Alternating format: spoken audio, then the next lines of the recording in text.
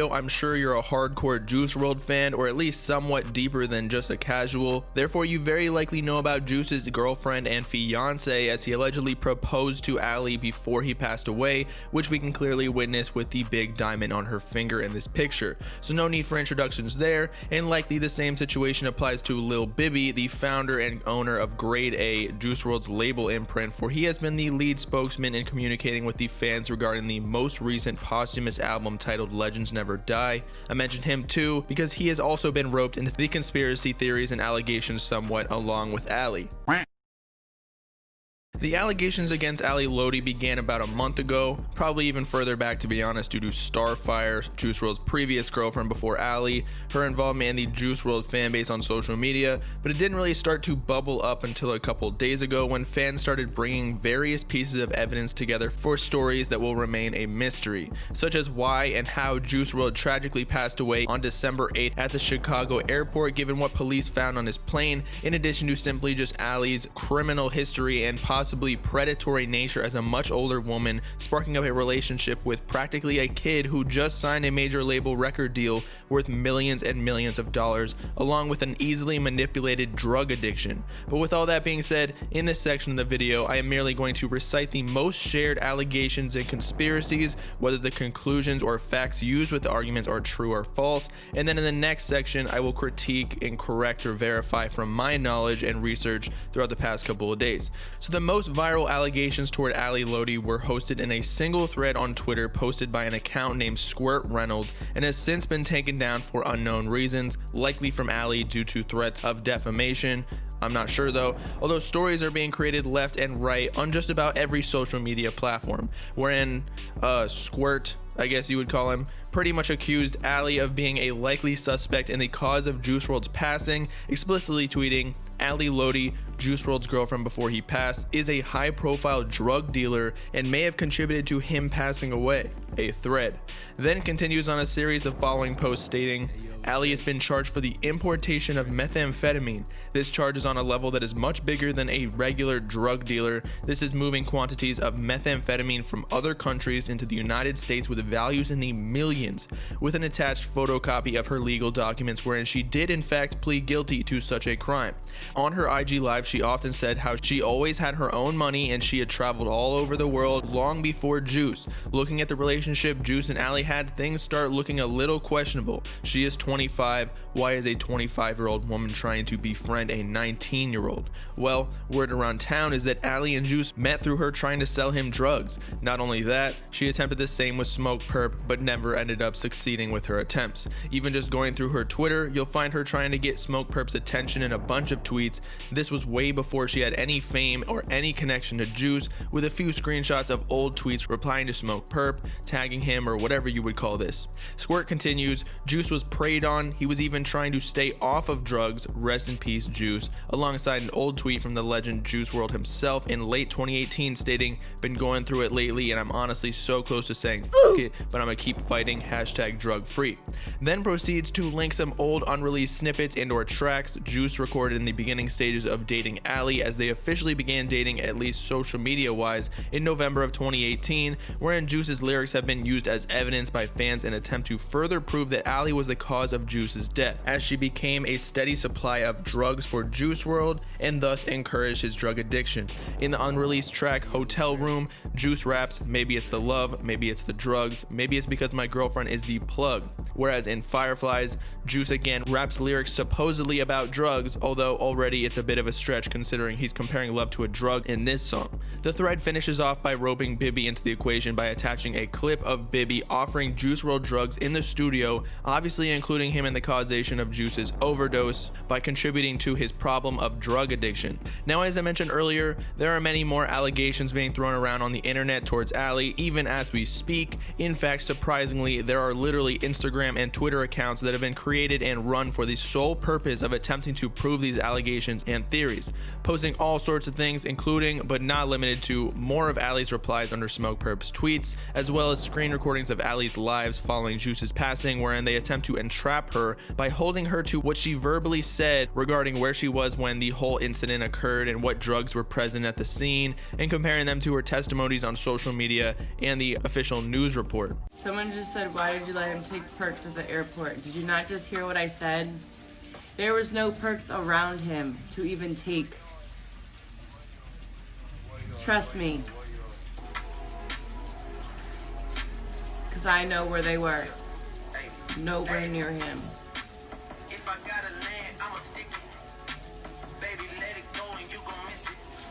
Oh.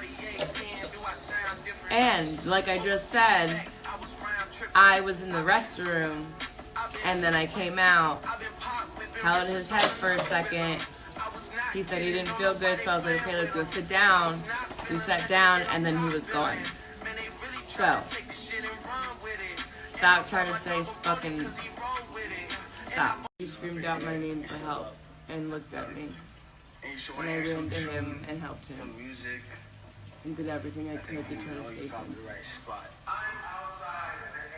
When I literally just walked back from the bathroom, like I had no idea what was going on. No cops, no nothing tried to help me. Just me, by myself. In addition to the lives, there are in fact discrepancies between the report written by the Chicago Tribune that clearly stated an agent administered 2 doses of Narcan in emergency treatment when opioid overdose is suspected, whereas on Twitter, she claimed to have administered the Narcan herself. I have a few thoughts that I want to point out regarding that, but again, my opinions will be reserved for the next section of the video.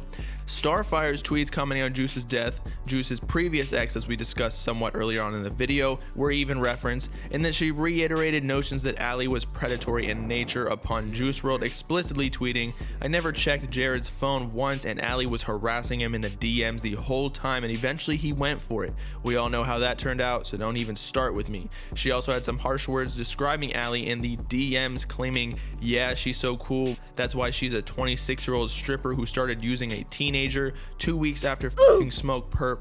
Groupie stripper users are so cool. Girls who sell drugs to teenagers as a grown woman to slide in rappers' DMs are so cool." Then continues soon after, "Ask her how old she is, ask her what her job was when she met Jared, ask her how she slid in DMs trying to sell him drugs," insinuating that Allie's main source of income before Juice WRLD was being a drug dealer that we'll get into soon enough.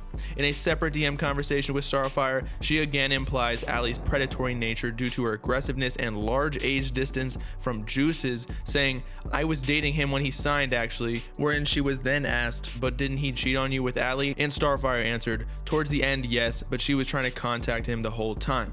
The last allegation is actually more so a conspiracy theory, so take it with a grain of salt before we analyze it later on in the video, as it gets a bit spooky. Something to note before we read the excerpt is that Juice was allegedly, and I say allegedly because he apparently had a very, very little involvement, almost just like an affiliation, with the NLMB gang, famously known in Chicago. You may have seen and heard references to this exact game from G Herbo quite literally in his Instagram handle, No Limit Herbo, which is the first 2 words in the acronym of NLMB. But in summary, fans are claiming Juice was essentially being used as a drug mule, as in the rapper with hella money that could help transport these 70 pounds of marijuana that was found in Juice's private jet the same day he passed away in Chicago, in order to be distributed further and profited from by the higher ups of his label, aka Lil Bibby and G Herbo. And upon being caught, as we all know, Juice was reported to have swallowed a bunch of pills, likely to avoid being caught with even more drugs, ultimately ending up in his life being taken. Therefore, the series of events are seen in a group of fans' eyes as Bibby, Herbo, and others who are involved in the underground drug dealing business being the direct cause of Juice's death. And then finally, Allie was linked into the situation wherein she was claimed to target Juice WRLD and date him just so she could get closer to this NLMB gang drug operation and take them down with the feds, after she was believed to be a federal informant after being arrested for importation of methamphetamine that we mentioned earlier. But to finally continue on to the conspiracy, an anonymous user claimed, "Okay friends, notice the court document says importation of methamphetamine. That is not only sales or trafficking, that is from another country into the US. I just looked it up. First time offense of importation of a controlled substance, minimum mandatory federal sentences 10 years. I'm going to post a screenshot. Allie is not just on probation, it's federal. But here's the kicker, people, and I know this is an absolute fact. When the feds get you, you do not get probation unless you agree to work for them instead of other federal crimes, and that will be on big time kingpins. People, Allie was not just a drug dealer in a general drug trafficking ring. Allie was/is involved in the cartel. She was involved in bringing drugs from other countries over to the US. When Deuce's plane was searched and that large weight of drugs were found, that was federal. Allie is a federal convicted drug importer. That whole ordeal with Juice would have been her second offense of being involved or even around a federal transportation of controlled substances. She would have gotten 20 years, but she never did the 10 years. Why? Guys, it doesn't take a rocket scientist. In exchange for waiving her prison sentence, she signed a legal binding agreement to participate in quote controlled buys. In state charges, a confidential informant signs an agreement with a set number. They will say you have to do 5 controlled buys under full surveillance. I assure she was/is paid a large sum of money for her services as well. This is not a pretty little joker situation. She's associated with huge drug operations/enterprises. You guys, I promise you on God himself, Jared Higgins did not die of a self-inflicted overdose. He was knocked off. I promise you with all my soul. Now, I think y'all would agree that that's enough of the accusations here. Let's get into the facts to see if any of this is really true.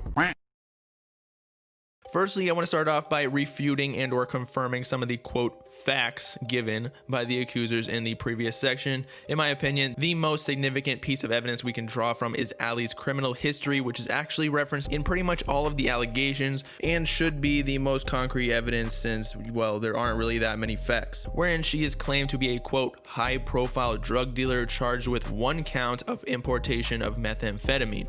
According to the previous sources, such a crime is warranted when moving quantities of drugs worth millions in US dollars. Not only that, but they stated the first time offense of such a violation in the Controlled Substance Act equates to a minimum mandatory federal sentence of 10 years. And while some of these statements are correct, at least in part, many of this is simply false. Allie Lodi, aka Alice Leon, was in fact convicted of importation of methamphetamine from Mexico on August 22nd, 2017, about 3 years ago, wherein she pled guilty to the crime. That is a fact.